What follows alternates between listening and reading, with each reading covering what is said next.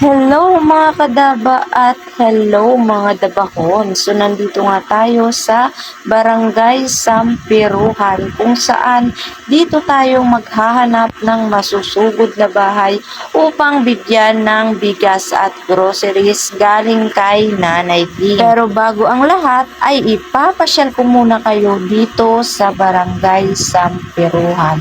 Pasok nga tayo dito para makita natin ang kanilang lugar. At ipapasyal namin kayo doon sa kanilang park dito sa kanilang barangay. Meron nga silang park dito kung saan pumupunta ang mga magulang, ang mga bata. So nandito na nga tayo sa kanilang park na tinatawag na leisure park. So dito namamasyal ang mga bata.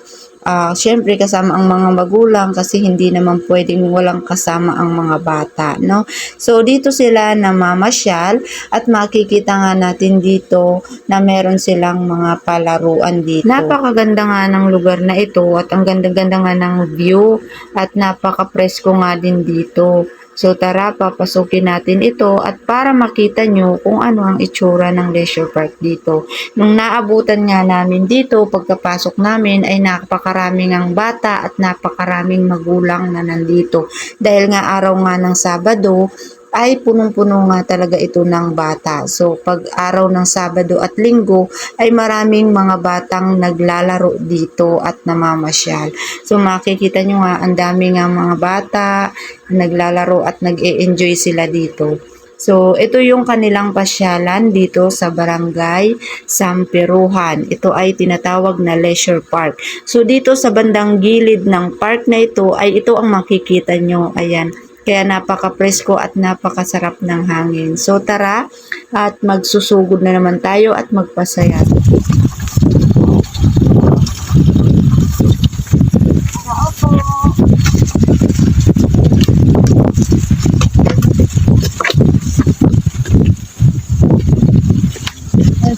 Opo.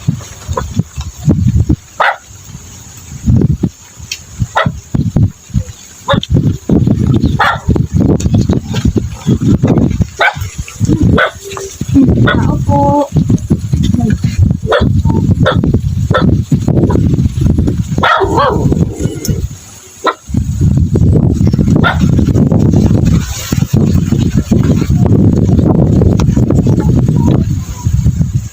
Tao po.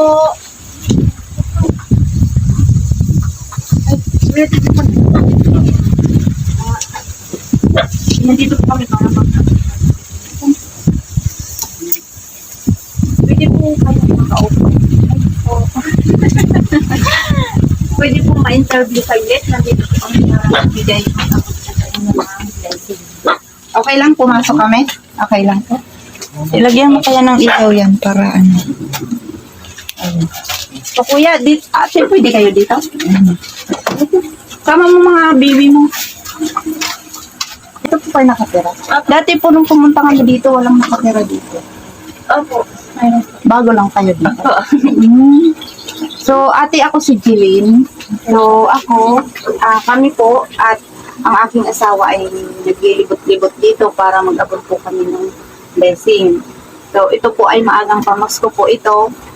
Handog po ito ni Nanay Ging. Si Nanay Ging po ay nasa ibang bansa po siya. Tapos si Nanay Ging ang nagbibigay ng maagang pamasko sa aming mga nasusugod na bahay. Napakaswerte nyo dahil yung bahay nyo ang aming nasugod. No? Ilan po bang anak nyo? Tatlo po. Tatlo? Ayun yung bunso na nasa labas. Opo, yun. Ilan taon yun? Dalawa po. Dalawa. Ito, Anim po. Anim. Ito si Apat po. Anong pangalan niya, ate? Jonalyn po. Jonalyn. Ayan, Nanay Ging, si Ate Jonalyn ang napili natin at nasugod natin ang kanyang bahay. So, bibigyan natin si Ate Jonalyn ng maagang pamasko. So, ayan, ate. Ano po bang hanap buhay niyo?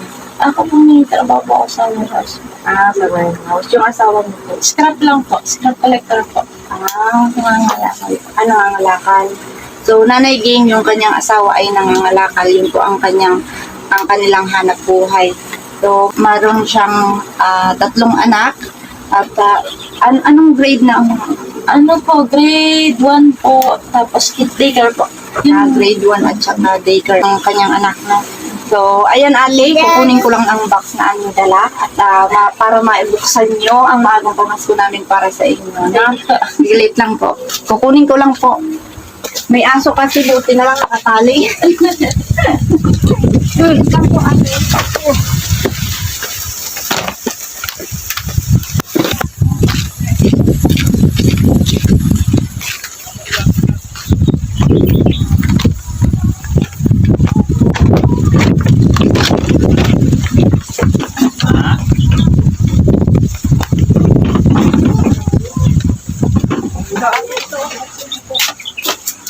Ito po yung para makita nyo po yung laman ng aming dala.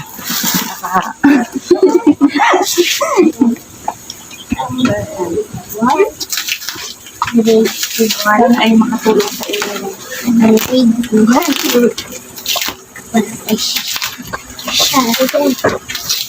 Marami na rin kami nabigyan niya.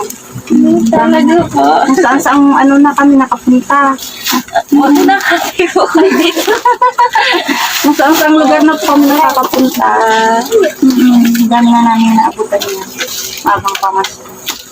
So yan po ay galing kay Nanay Gin. Gingot po. Gingot. Yung pilis niya po ang gingot. Kung to si ate. Sige, ilabas nyo ate para makita ng nagbigay na natakbo. Ayun, meron kayong ano yan, may mga bata. Ayun. Sana makatulong yan sa inyo. Ayan. Ayan, may gatas kayo, be. Oh, ayan, may gatas kayo. Ayan.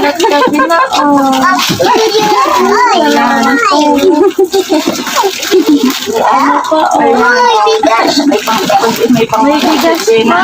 Ayan, may bigas din kayo. Ayan. Tuwang-tuwa ang mga bata. Ayan. At hindi lang yan, ate. Meron pa tayo ditong sabon. Ayan, meron tayo ditong dishwashing. Ayan, dishwashing yan, ate. At meron tayong shampoo. Merong sabon pang paligo, sabon pang laba. So, ayan. Sana po makatulong po yan sa inyo, ate. So, ate, ano po bang masasabi nyo kay Nanay Ding? Ako, maraming salamat po sa tulong na to. Ang laking bagay po. Ang ganito. Hindi lang po kasi tulong po. Salamat po sa Ayan. naging salamat po. May tulong na po. Ayan. Tuwang-tuwa yung mga bata. Oo nga. Ayan, may pagkain din yung mga bata dyan. Opo. Paborito niya. Sige ate, sana po makatulong yan sa inyo. Sige, bye-bye. Bye-bye po. Sige po kuya, maraming salamat. Opo.